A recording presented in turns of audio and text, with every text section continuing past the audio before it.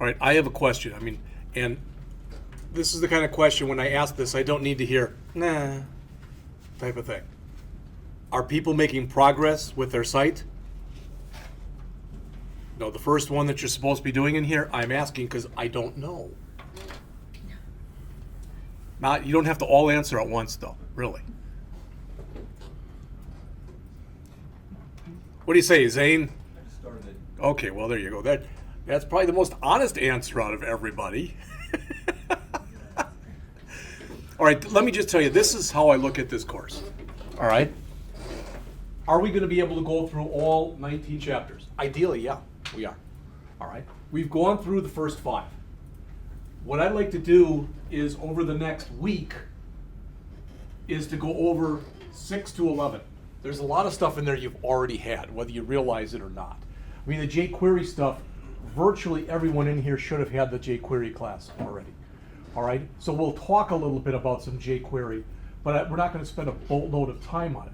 And then you'll get your next assignment.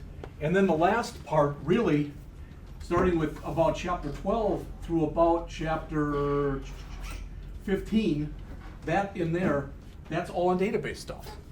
And then you'd get one more assignment, but again, ideally what we'll be able to do when we go through all of this stuff at the end here is to just take your site, move it over using that Site 5 thing that John has set up, and be able to bring up your website externally. That's what we're looking for. All right. How many people? How about this? Well, I ask this way. I don't know if you're telling the truth or lying. So, how many people have finished the first assignment? All right, 1, 2, 3. Okay, that's good. A couple people are kind of going like this, like, yeah, pretty close. All right. So what I'm going to do is this. What I've decided to do is I'm going back and I'm building my own little site, and I'm going to show you what I did. All right. So the stuff through about the first, 5, 6, 7 chapters, I'll give you all this stuff too. I mean, I'm building it. I'm going to go over it with you, but I figured it might be easier to start lecturing that way by just showing you some code as opposed to the project that the author has in the book. Sometimes it's not reminiscent of what we're doing, for lack of better words. Okay? All right. So that's what we'll be working on. What I wanted to do today, and I'll just go for probably about an hour, is to start to go over some of the stuff that's on Chapter 6. All right?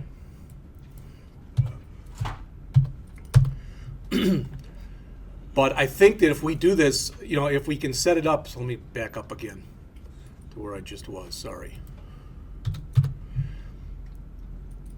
I mean, if we can cover this on Thursday, and then that next Tuesday, and that next Thursday, all right, then you'd be ready for your second assignment. Those of you who've already started, I haven't written up the second assignment yet, but I'll tell you basically what it's going to be, all right? What I want you to do is I want you to bring in Bootstrap, all right? Not just on the home page, but basically on every page. And I want the site to be a combination of HTML, using some Bootstrap, etc. By that time, some jQuery. I'm going to show you some stuff with jQuery. Show you another way that you can validate forms. All right, with it. I don't know if Jim showed you. There's a jQuery forms plugin. Did you go over that last year? Okay. All right. No, probably wasn't. That book, to be fair to him, that book just was not the right book. All right. So that's what we'll be doing. All right, just so you know, over the next week or so. So I'm going to jump up to page 195 and just talk about a few things that are in there. Now, my hope is that by now, that's for next class. I need to see that now. All right. What I did here, just so you can see this, was I just started up a brand new project. You've already seen what this looks like, all right? Or maybe you haven't seen what it looks like. Oh, I'm trying to show you what it looks like. There it is, all right? This literally is about all you get when you build a brand new site as far as what's on your master page, all right? That's what Chapter 6 is about. So I want to bring up the master page and take a look at some of the stuff that's on there. Oops. And as we're going through this, if something doesn't make sense or you're like, I don't really know what that is, do my best to try to explain it, but then raise your hand. All right? By now, I think everybody gets this. I don't think we have to go over that anymore. So what we have in here, and this is where it gets really important for you to realize it. This is the master file.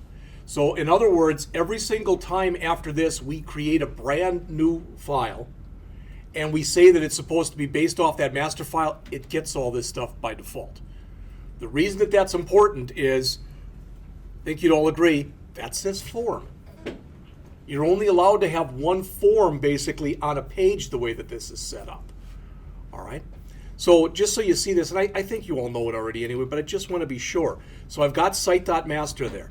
You'll notice I've got an about page, a contact page, and a default page. All right? But if I come back up to the top now, and I do an add, new item, and I'm going to get rid of it right away, but I'm just going to come over here. I'm just going to use my initials. So jps.apx. All right. Oops, that's not what I wanted to do.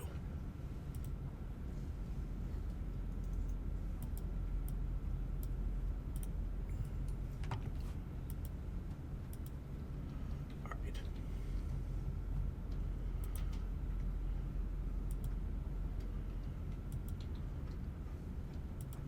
All right. So again, I'm going to say jps.aspx here, but I want to say select master page, which I didn't do the first time. So I'm going to click add. And it asks me which one. By default, this tries to set up a master page for a regular device and a master page for mobile for you. So I'm just going to choose the site.master, which is the regular master page. All right, I'm going to bring that up. And you'll notice there's almost nothing in here. All right. Then when I run it,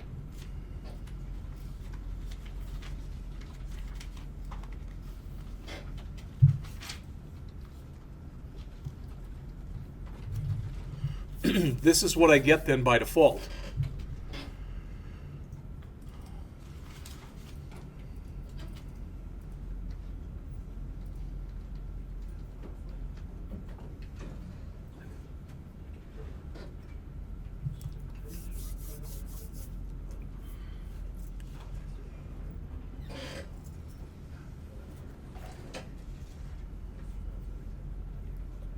Okay? It doesn't look like a lot, but that's all the stuff basically that's in the header area and that's in the footer area that was set up in the site.master.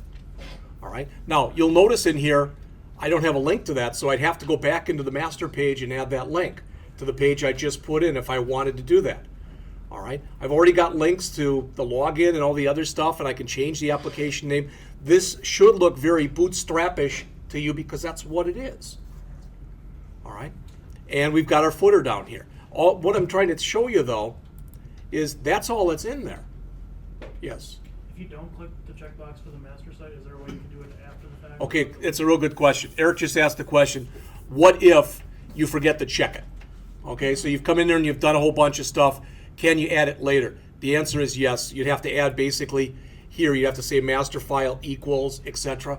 All right, but Microsoft themselves recommends that what you do is you take all the code you had in there, copy it to an external file, create it the right way, and then drop your code in. Yeah, because I tried hard coding that in. I couldn't Yeah, get it to work. it's hit or miss. I've done it where it's worked, and I've done it where it hasn't worked. What's really bad is I've already done it where it's worked, and then I'll come back to it later, and now it doesn't work. Yeah, and that's why I think they recommend that you do it that way. All right. In fact, the recommendation is from Microsoft from the get-go. When you first start creating any site, even if you say it's only going to be a one-page site, that you set it up with a master page from the beginning. Because it's much easier to come back afterward and just start adding pages to the master page than it is to what Eric just mentioned. And then try to add the master page back in as a secondary type of thought. All right? But you'll notice on here, okay, there's virtually, like I said, there's nothing. And in this content area, so if I come in here,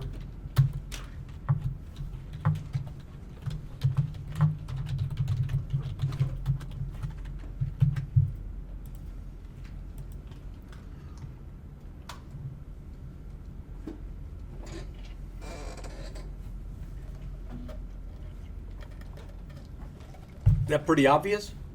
All right, you can see the difference between these two pages.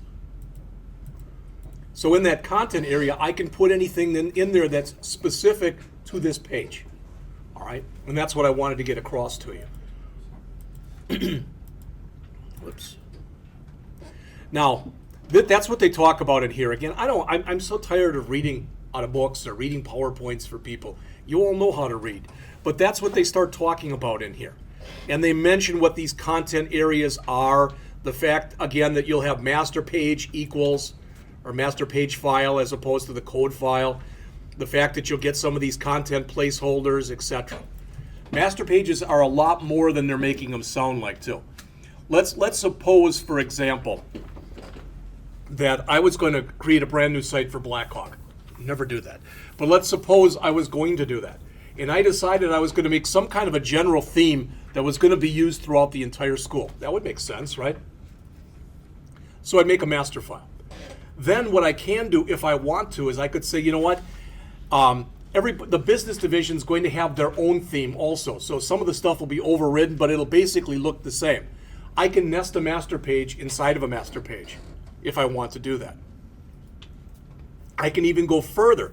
So if I said inside of the business division, each department, so the accounting department, the IT department, the business management, the supervisory management, I don't know, there's like 8 or 9 departments, we could do that. So we could have a master page in a master page in a master page. All right, if you wanted to do that.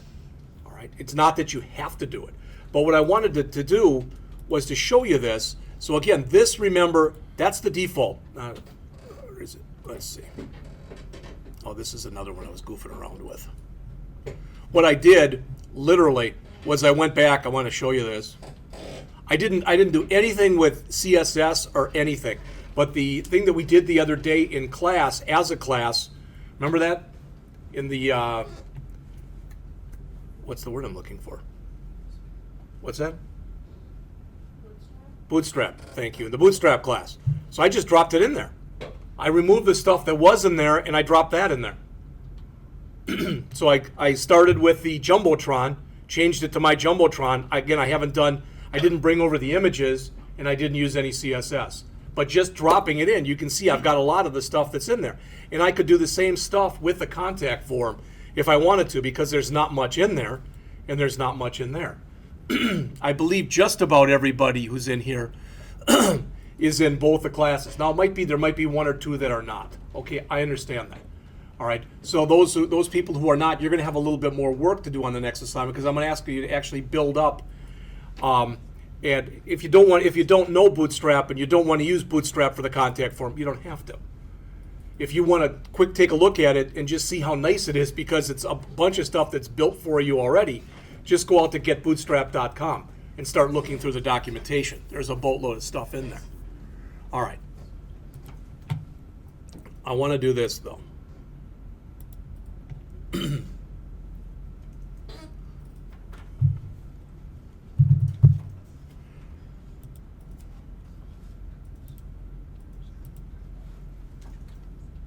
So I'm going to start up a new website.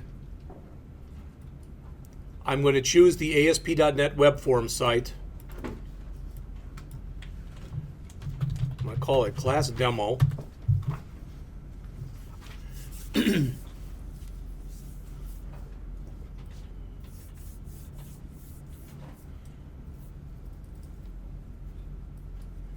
And once it comes up, it's going to look very similar to the last one, except, again, the contact page and the about page are going to look exactly the same as the other one that I just added my own page to.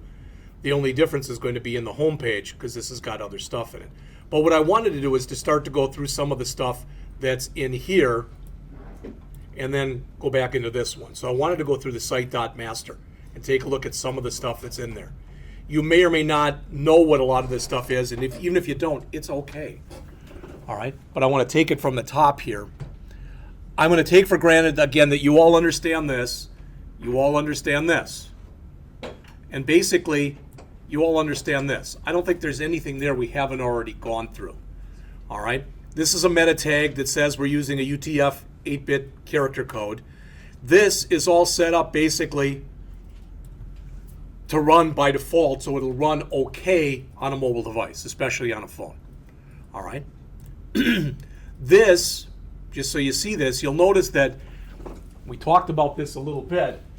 The tags here, and you can't see it, but it's over there, are the same as the ones here.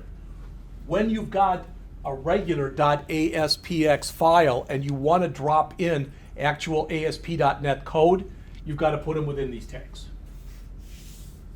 All right.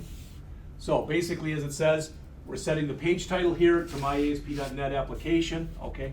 Then you'll notice here we've got a placeholder. All right. Now, just so you know, this file that you have right here, you really don't need to use that.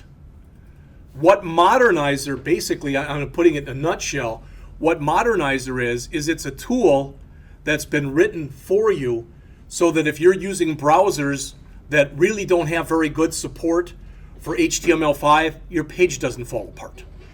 All right, I'm putting it simple, but that's pretty much what's going on there. Yes? I hate to stop, guys. I got still no room on my D drive at all. I can't even open. Okay, I'll talk to him after class. Okay. Okay? Thank you. All right. So again, if you say, well, I'm never going to have a problem with that. In other words, I know that everybody, this is going to be an internal site. All right, so maybe you're doing it for an intranet. And I know that everybody on there is going to be running the newest version of Google Chrome. You probably wouldn't even need that. So again, you're using that for older browsers. All right. I don't want to get into this right now, the bundle reference, because it's fairly complex. All right.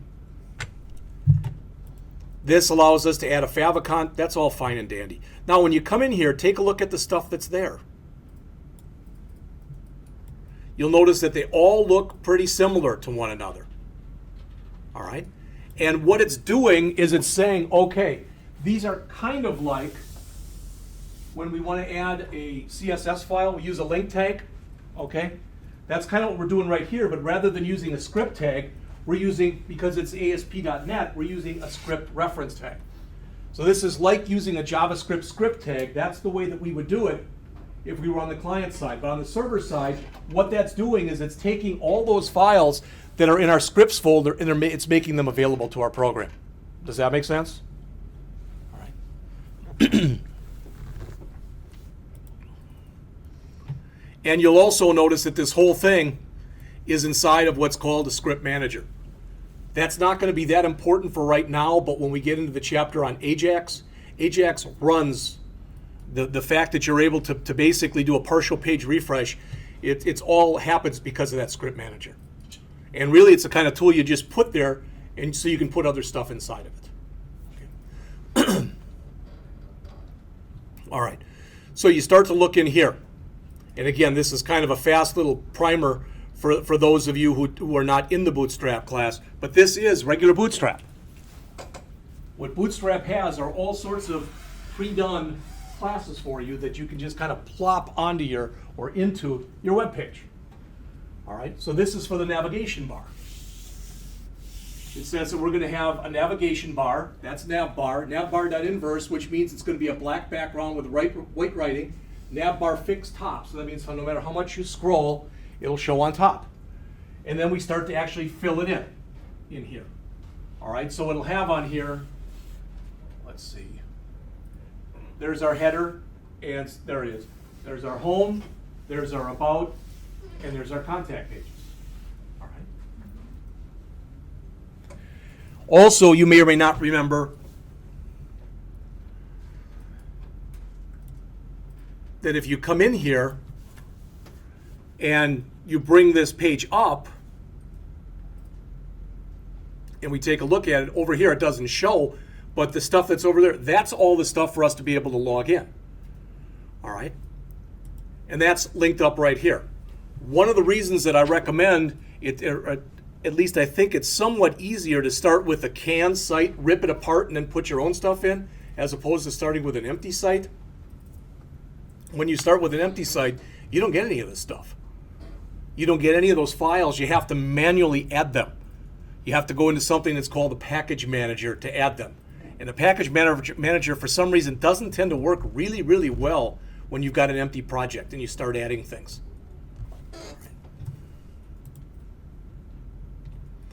And there's not much else in here. Again, notice body content. That's where that placeholder is. There's nothing in there. All right? And almost always in that one, almost always, there'll be nothing in there because that's the body that's going to be on each page. Unless there was something that you wanted maybe at the top of each page or whatever, you probably will never put anything in there. All right? But I was more concerned with you being able to look at the stuff that's in here, especially those of you who have not had any Bootstrap, and at least have a fundamental understanding of what this stuff is, and that we could all look at this and you'd have an understanding of what this is. All right, that's why I wanted to take a couple minutes and go over that. Hopefully that was worth your time. If it wasn't, sorry. All right, so then we come into the default page. All right, and you'll see when you start coming in here, again, we talked about this before. You don't say, all right, you don't have the file name in there. You've got the master page file that's in there. All right, so that has to be the master page that you're linking to. And again, I think we've talked about this before, but everybody in here should know what that tilde means. That tilde is a shortcut for the root of the project. All right, that says right at the project root. So right at the project root, there is a file named site.master. And usually, when there's any kind of problem with it, the system has knowing where files are, if you start with the tilde, you're almost always best off. All right. So here, we're in then our content section, and we're putting the Jumbotron in there without much stuff in it. And we're saying that we want this to be set to split into thirds. Why? Because there's a row, it starts there, and it ends down here. And you'll notice that in that row, what we're saying is this is set up for medium-sized devices, 4 columns, 4 columns, and 4 columns. The way the Bootstrap system works, and I know this is a lot of review for those of you who are in the class, but the way the Bootstrap system works is those columns, you can have as many or as few as you want, but they have to add up to 12, all right, because it's based on a grid system. So here we're going to have 3 equal size columns, each of size 4. So again, that's what gives you this. And it doesn't look like it now because you have to actually run it to see the CSS, etc. in action.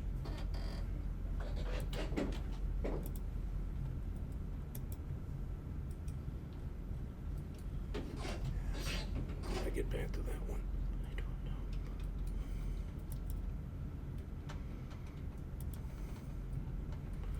All right.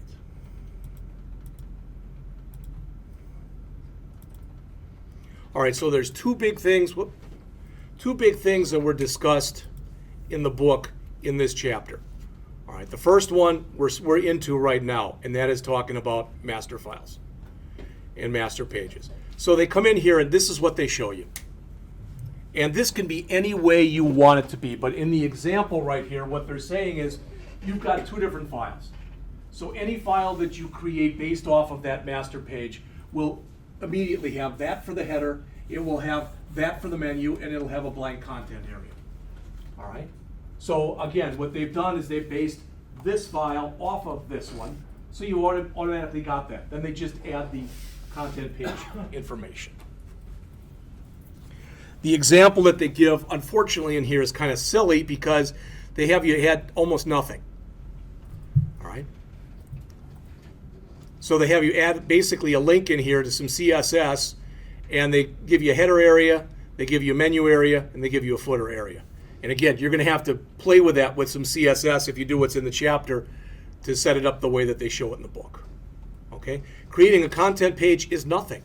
You create a content page just like you create a regular page, except you must make sure in the bottom right-hand corner that that is checked, all right, where it says, do you want to create this off an existing master page? You want to check that, and then it'll ask you what master page. And as I already mentioned to you, you can have as many master pages as you want. You can nest master pages as much as you want. If you go much more than 3 or so levels, what's going to happen is probably your content area is going to keep shrinking and shrinking. You probably don't want to do that, all right? But there may be a reason that you did. So they go through the steps, but again, we've already looked at that, so I don't think that's anything big.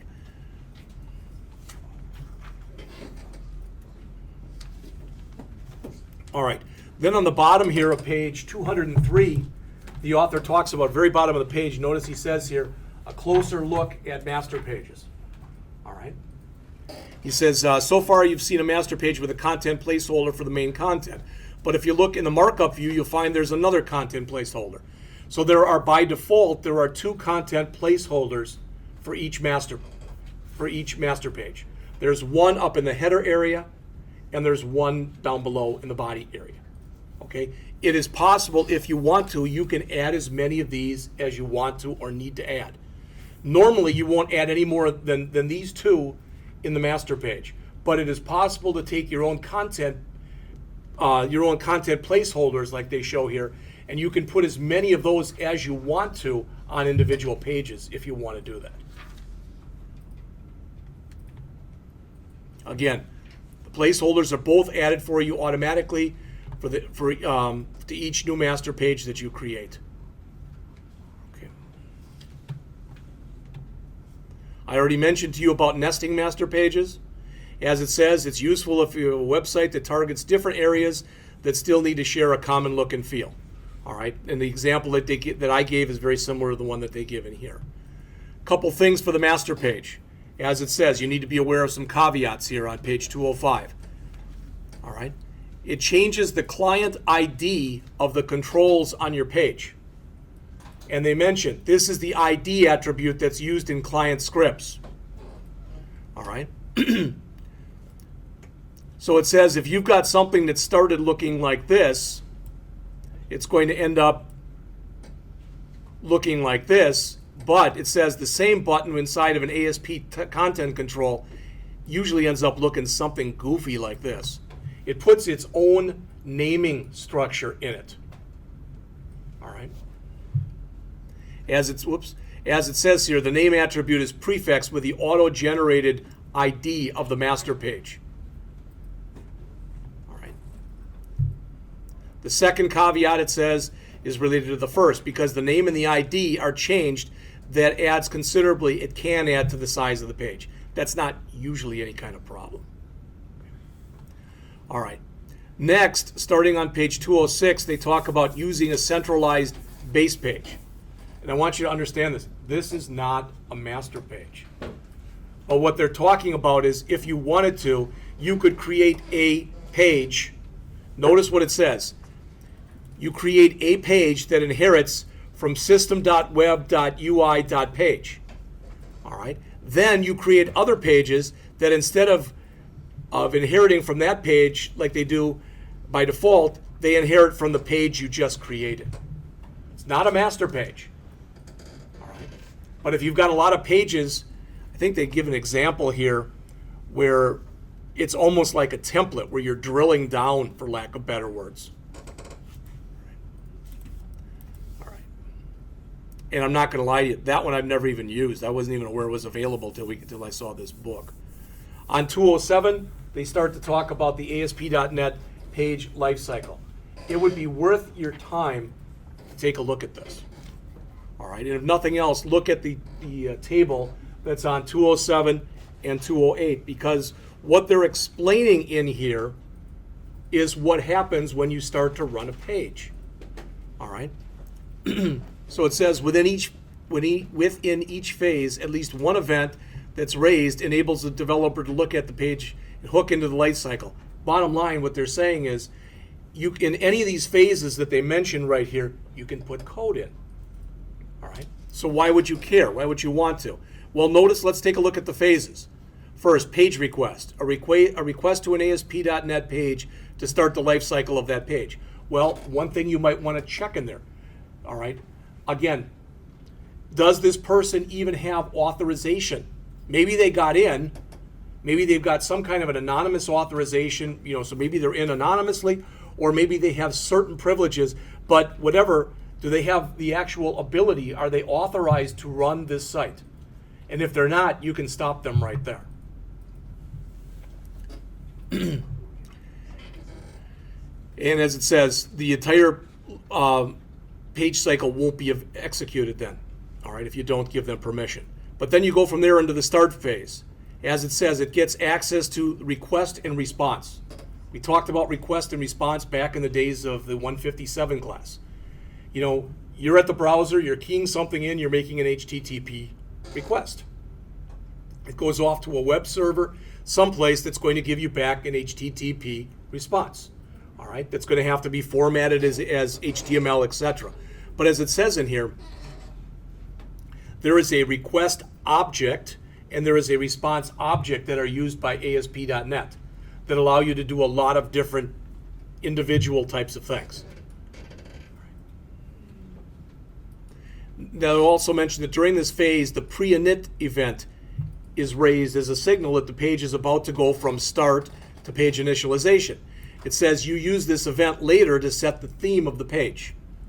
All right, if you don't say, what the heck is a theme? A theme is a combination of CSS and other things that you might want to add. The book that I used to use for this class, all right, it was a Muroc book. And what you built in there was, and it's very appropriate because it's coming up next month, they built a site that they call the Halloween Superstore. And what they had was they had one theme that was white, you know, just your typical white theme with black text, kind of like we see on the screen right here, but it had all sorts of spiders and cobwebs and stuff all over it.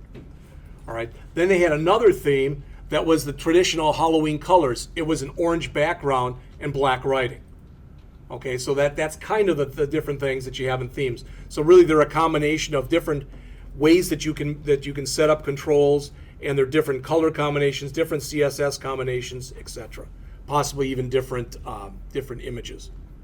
So you go from page request to start, and then you go into page initialization.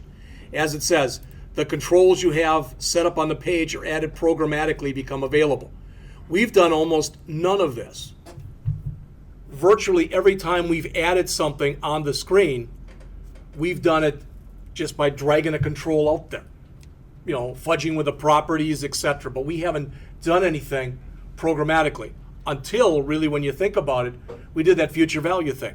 Because you were filling, if you remember, you were filling up that list, the drop-down list for future values, where we had the different amounts that you wanted to invest, you know, 50 to 500. That was the first time we really did anything programmatically.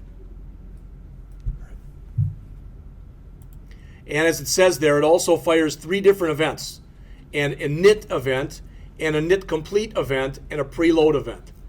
And again, the reason that all this stuff is so important is what that's telling you is it is totally legit, totally possible for you to come in and put code into any of those events, where you can check for things, all right, you can set things or whatever.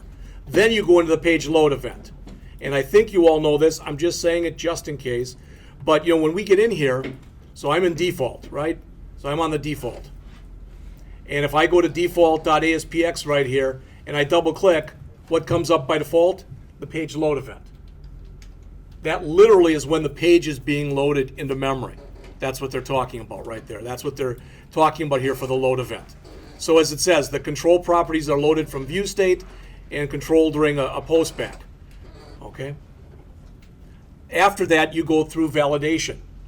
And when you validate, what you're doing is you're trying to make sure that, you know, if you've clicked a button that says you want to send this someplace, it's got to go, the system's got to go in every field that you have that's in there, that where the user can input some values, you've got to make sure that the stuff is in there and it's in there correctly.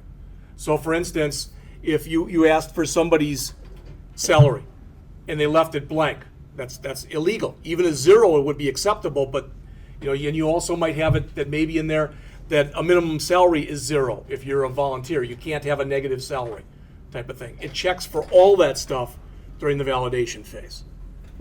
Okay? Postback event handling, as it says, controls on a page may raise their own event. So like the drop-down list that we mentioned before. So if you change that amount or that was in that drop-down list, instead of saying, well, I can't really invest $100 a month like I put in there, I've got to change it back to 50. So if you go in and change it from 100 back to 50, that's what gets hit then. All right.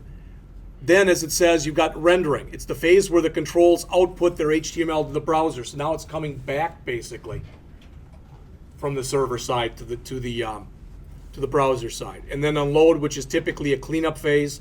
You've seen that in other classes where you're going to close database connections, close files, etc.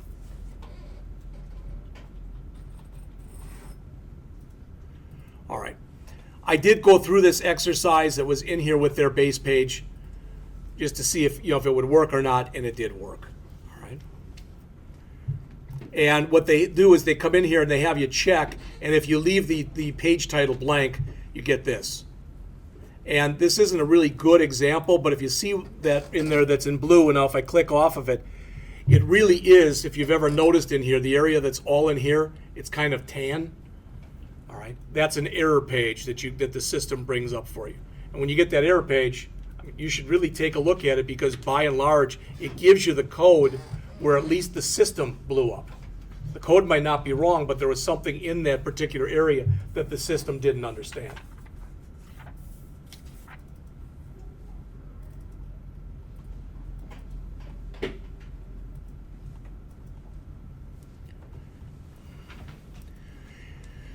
They mention here, it says creating reusable page templates. This is the bottom of page 212. All right. And can you think of why you might want to do that?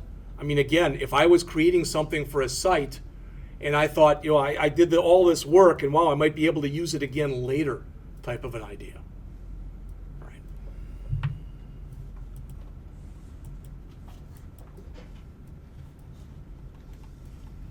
All right. I've talked a little bit about this already, but if you look starting on page 216, the author starts talking about themes. Okay. It's totally possible when you create a theme to have only one theme. That's not a problem. So for instance, if I was doing that Halloween Superstore that I mentioned before, and I said, I don't like that white background with the black writing and the cobwebs on it. It's just too hard for me to see. I only want the orange and black one, the typical Halloween. Then I'd only have one theme inside of there. And you'll notice if you look up on the screen here, that if I come in here and I right mouse click on my project name and I go to add and I go to ASP.NET folder, you'll see that one of the ones that I can add is theme. All right. So again, themes typically consist of CSS files, image files. There could be a few other things, but there's not typically a lot more. So if you look in here, so we've got two themes. There's a dark gray folder, that's one. So you put each one in its own folder. And then we've got images in there. All right, we could have CSS, or we could just have, if you'll notice, there's the dark gray CSS, and here's our monochrome, there's our images, and there's our monochrome CSS. All right. Now, if you're going to do this and you're going to have multiple themes, you have to somehow either programmatically, or you might have to ask the user or whatever. Let's say that you've got a half dozen themes. You might actually, at the beginning of the program, have a drop-down list that comes down and say, we've got these different themes available. Which one are you interested in? Or somehow let them do a preview of each theme or whatever. All right. Now, what I might do is if I was doing, for example, for like a Halloween Superstore, I might say that the months of September and October, let's say, maybe for those 2 months, because that's around Halloween time, I might have some special kind of theme, and I might do it based on the date. So come September 1st, I've got one theme that comes in, and come November 1st, that theme goes away. All right. So it's up to you as far as how you want to set that up.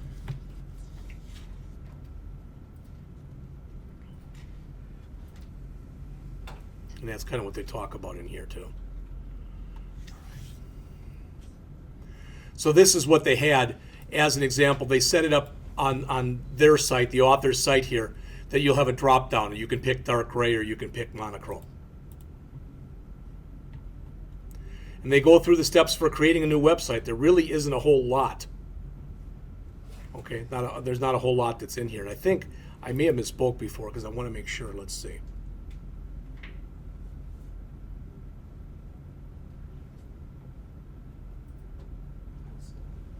Yeah, I guess it has changed to just theme.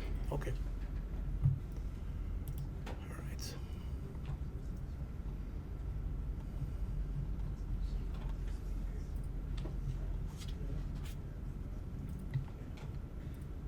Again, bottom of page 221, ASP.NET themes are not limited to just CSS files. They can also contain images and skin files. What the hell is a skin file? All right. A skin file is a way that you can set up CSS for each one of your controls, either individually or collectively. All right? You literally, and we're going to get into that in just a minute, you create skin files. Okay, so they have extending the themes, and all he's doing is he's adding images to it. All right, these are the two differences with the site that gets built by the author. Okay, that's the monochrome theme. No, that's the dark gray, I'm sorry, and that's the monochrome right there. All right, I mentioned with the dynamically switching, there's different ways that it can be done. I already mentioned that to you. You can do it in code. You can ask the user. There's different ways that it can be done.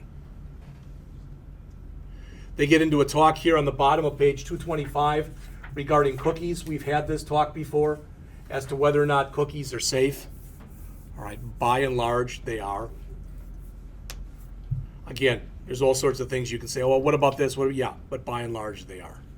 All right, here's where they show you how the user gets the drop down to select the theme that they want.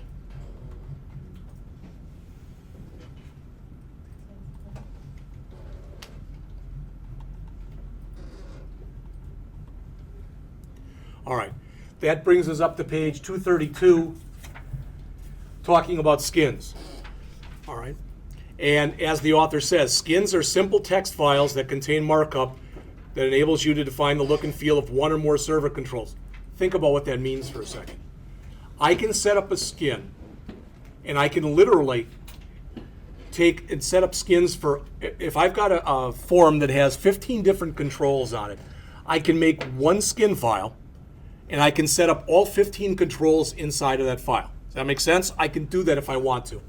Microsoft recommends that if you're going to have 15 different controls like that, and you're going to have, you all want all the controls to look the same, you make 15 different skin files.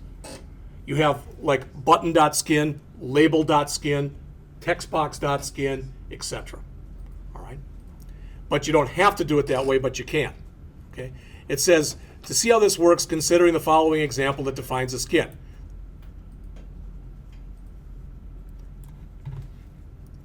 So this would define the way that a button would look.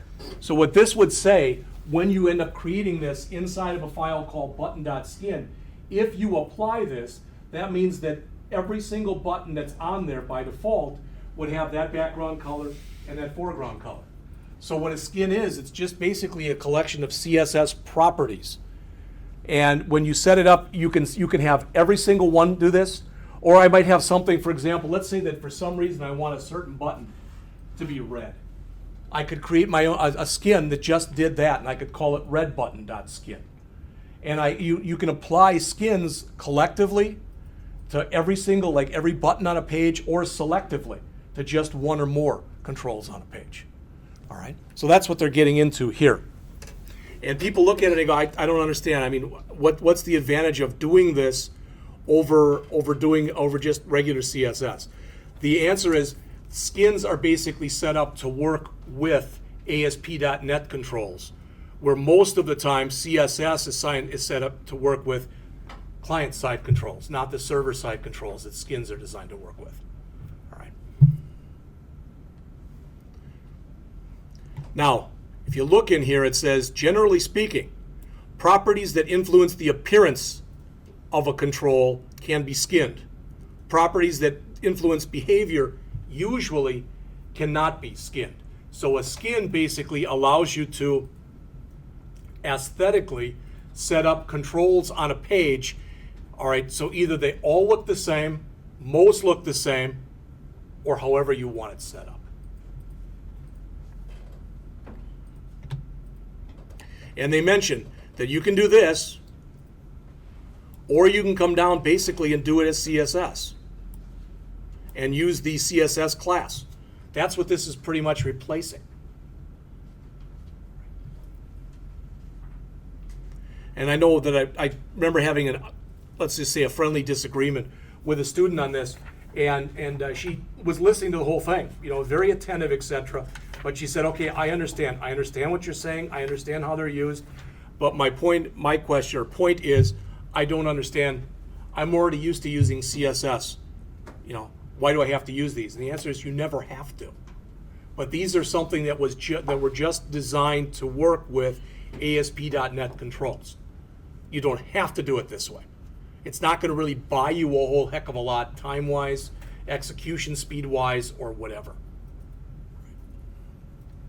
So they give an example here for creating a skin for a button control. All right. So it says delete. It says create a new file, call it button.skin. The system does expect, doesn't matter what the name of it is, but it does expect that when you're using skins that the extension is .skin. All right. And it's kind of become standard that if I'm creating a skin for buttons, I call it button.skin, but you don't have to.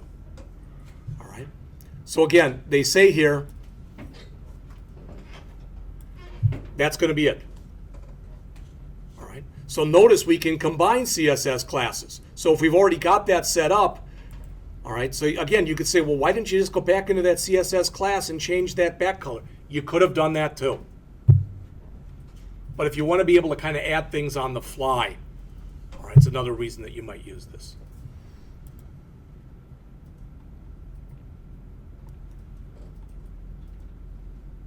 All right. It says here, name skins, bottom of 234, are identical to normal skins with one exception. They have a skin ID. All right. So when you have a name skin, literally, if you want to use that for a control, you'll have to set the skin ID property.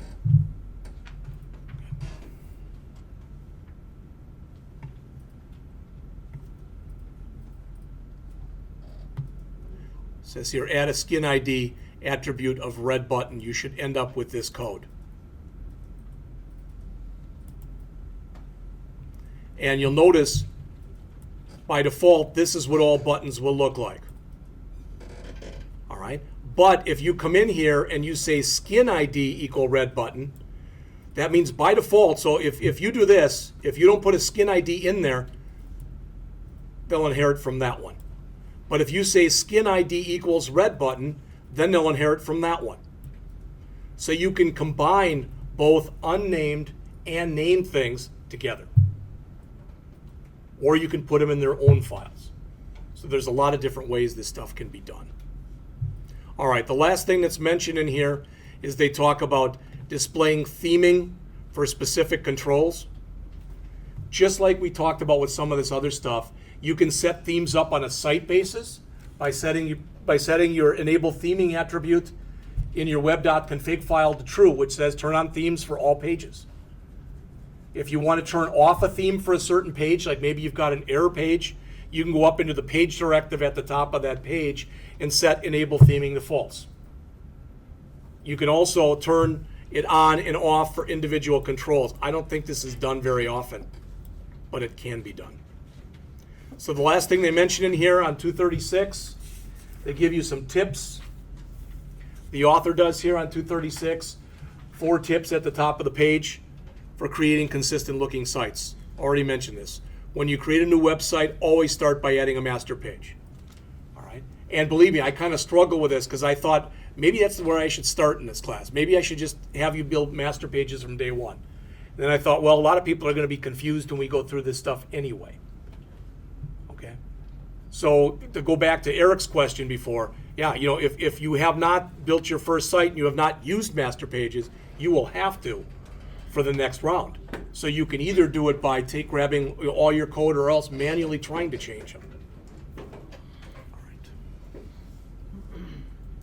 Again, as soon as you find yourself adding extra styling information for complex controls, consider creating a skin. All right. It says when creating skins for directly on a control, again, if there's a problem, one of the things Microsoft has done is they've given you sometimes 2 or 3 ways of doing the same thing. All right. I had a person who went through this class, took the class, and told me they just never really liked this whole concept of skins. They put a couple in because I asked them to on an assignment, but other than that, they just used CSS. And their stuff was every bit as good, if not better, than most other people's in the class. I don't really care. All right. As it says, there is an export template feature from Visual Studio. I didn't go over that at all. All right. You could take a look at that online if you are interested. So what we're going to do next class then, that's all I want to go for today, is I'm going to show you this site that I've been building. It's simple. It's very simple. All right. but I want to show you how I've added different things from each chapter to it. All right? And then we'll look at the navigation stuff, and I don't remember if that's a long chapter or not, but we'll at least go through that chapter. Oh, and then the chapter after that, I added a real simple user control. And what it is, a user control is just that. Sometimes when you add a user control, what you do is you combine a bunch of standard controls into your own super control. So I was always doing this. I always had a label, and then I had a text box. So I created my own user control I called it label text box. So as soon as you dropped it on, it put a label out there and it put a text box out there for you. Now that's unbelievably simple, but just to show you how that was done. So I hope to get through both of those, and I'll show you how I did all that. Like I said, I'll give you the code. I don't care. I'll show you that on Thursday. Then next Tuesday, we'll probably spend the whole period on validation. We've looked at it already, but we'll look at it in more depth and breadth of coverage. All right, and I created a little bit more complex form with a few more things in it so that you could see some of the other kind of checks. And I did it both with a validation summary and without a validation summary. So we'll talk about that. Like I said, that might end up taking most of the period rather. If we can then, if we can do 10 and 11 next Thursday, that'll get us right before databases. So I'll give you another assignment. You'll get probably 3 class periods to work on that, and then we'll go into the database stuff. First chapter of database is all review. I think that's chapter 12, yeah. That literally expects you know nothing about databases. All right? Questions? That's all I had. Nobody was gonna ask what's a database. I hope not.